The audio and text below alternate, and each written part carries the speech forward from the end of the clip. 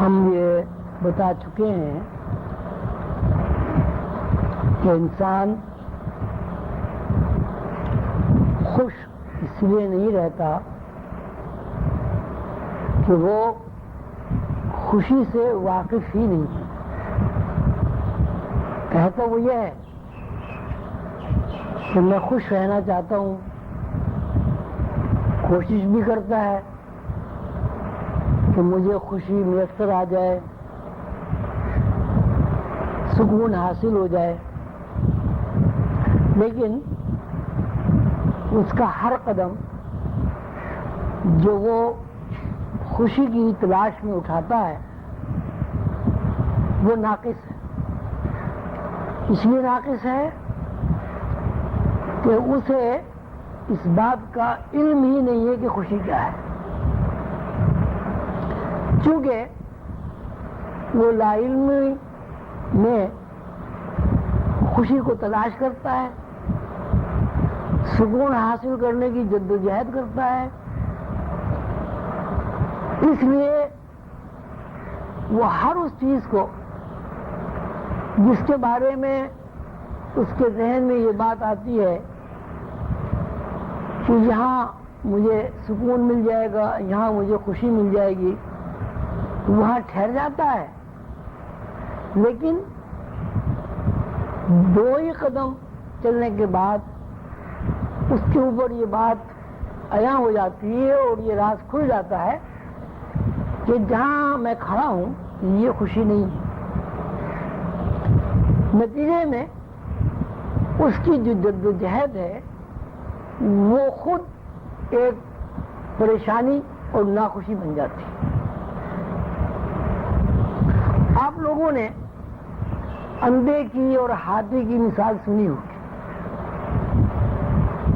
کسی نابینا شخص کو ہاتھی کے قریب لے جا کر کھڑا کر دیا گیا اور اس سے پوچھا کہ بتاؤ یہ کیا چیز ہے. اس نے ہاتھی کے ٹانگ پر ہاتھ پھیرا تو کہا یہ ستون ہے. پھر دوسرے آدمی کو ہاتھی کے قریب لایا گیا، اس نے کان پر ہاتھ رکھا اور کان پر ہاتھ پھیر کر کہا یہ چھاج ہے، اس سے وہ گندم وغیرہ صاف کرتے ہیں، ہوا سے مٹی اڑاتے ہیں. تیسرے آدمی کو دکھایا گیا، اس نے کہا کہ سونڈ پہ ہاتھ رکھا اس نے اوپر سے نیچے تک، تو وہ کہا صاحب یہ کوئی موٹا رستہ ہے. اسی صورت سے ہاتھی کے مختلف اعضاء مختلف لوگوں کو، نابینا لوگوں کو دکھائے گئے. انہوں نے اپنے حساب سے کسی نے اس کو ستون کہا، کسی نے اس کو چھاج کہا، کسی نے ہاتھی کو بہت موٹا رستہ کہا. کیوں ایسا ہوا؟ وجہ اس کی یہ ہے کہ ہاتھی کی جو شکل و صورت ہے چونکہ وہ نہیں اس کو دیکھ سک رہے ہیں، اس لیے لا علمی کی بنیاد پر انہوں نے ہاتھی کے اعضاء کا جو بھی نام رکھا وہ ان کا ناقص انقرار پائے گا. اس لیے کہ ہاتھی نہ چھاج ہے، ہاتھی نہ ستون ہے، اور ہاتھی نہ کوئی موٹا رستہ ہے. تو یہ صورت ہر انسان کی ہے کہ جب اسے اس بات کا علم ہی نہیں ہے کہ خوشی کیا ہے.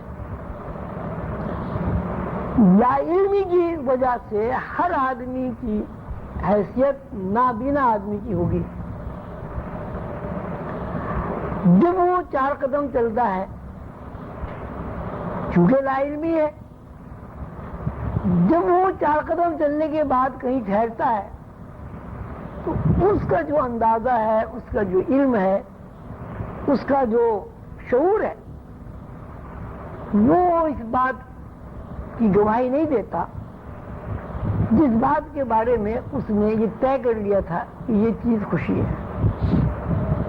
اللہ حضر قیاس اسی طرح ساری زندگی گزرتی رہتی ہے. اب صورتحال یہ ہے کہ یہ کیسے علم ہو کہ خوشی کیا ہے. وہ کون سا علم ہے کہ جس کی بنیاد پر انسان خوشی کی حقیقت سے واقف ہو جائے. علمی اعتبار سے اگر ہم اس کو تلاش کرنا چاہیں، ڈھونڈنا چاہیں، اس وقت دنیا میں جتنے بھی علوم رائج ہیں، جتنے بھی فلسفے موجود ہیں، جتنے بھی اسکول ہیں، ہر اسکول اس بات کی تلقین کرتا ہے کہ یہ دنیا سکون کے لیے بنی ہے، یہ دنیا خوشی کے لیے بنی ہے، اور اس دنیا کا حاصل اگر ہے تو صرف یہ ہے کہ آدمی پرسکون رہے اور آدمی خوش رہے. لیکن تجربہ یہ بتا رہا ہے کہ یہاں جتنی بھی قدریں سکون کے لیے اور جتنی بھی قدریں خوشی کے لیے متعین کی گئی ہیں وہ سب ناقص ہیں. ان قدروں میں کہیں بھی کسی طرح بھی خوشی کا کوئی پہلو نظر نہیں آتا. مثلا اب یہ خاص تصور ہے اس دنیا کا کہ اگر دنیاوی وسائل زیادہ سے زیادہ ہوں گے تو خوشی ہوگی. لیکن جب ہم یہ دیکھتے ہیں کہ دنیاوی وسائل زیادہ سے زیادہ کسی آدمی کے گرد جمع ہو جاتے ہیں تو اسی مناسبت سے جن مناسبت سے وسائل زیادہ ہوئے اس آدمی کے دماغ میں ناخوشی زیادہ سرایت کر جاتی ہے. اب زندگی کا معیار جو آج کل کا ہے، ٹی وی ہے، وی سی آر ہے، فریج ہے، اے سی ہے، گاڑی ہے، گھر ہے، یہ اگر چیزیں کسی آدمی کو میسر ہیں تو وہ دنیا کے بنائے ہوئے معیار کے مطابق اس کو خوش رہنا چاہیے. لیکن اب آپ خود اندازہ کریں، خود دیکھیں کتنے ایسے لوگ ہیں جن کے گھروں میں یہ سب چیزیں موجود ہیں اور وہ خوش ہیں. میرا خیال ہے 101 آدمیوں سے اگر آپ بات کریں اور خوشی کے بارے میں سروے کریں تو 101 آدمیوں میں ایک آدمی بھی آپ کو خوش نہیں کرے گا.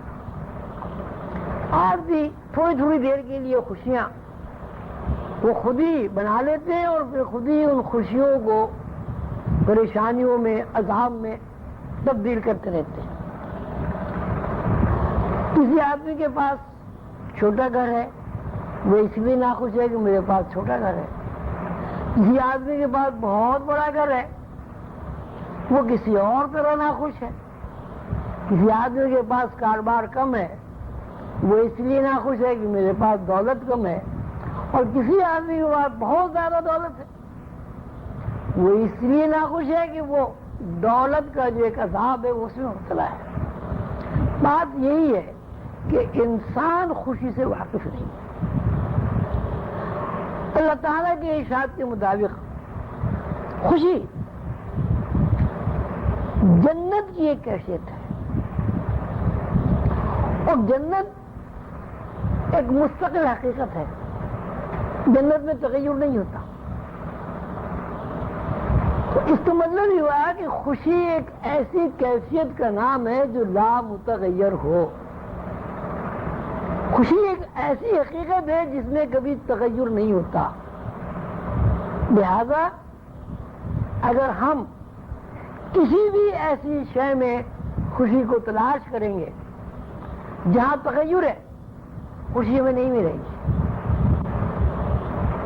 خوشی کے لیے ضروری ہے کہ ہم چونکہ خوشی لا تغیر ہے اس کیفیت میں منتقل ہو جائیں یا اس کیفیت سے واقف ہو جائیں جو لا متغیر ہے، جس میں تغیر و تبدل نہیں ہے.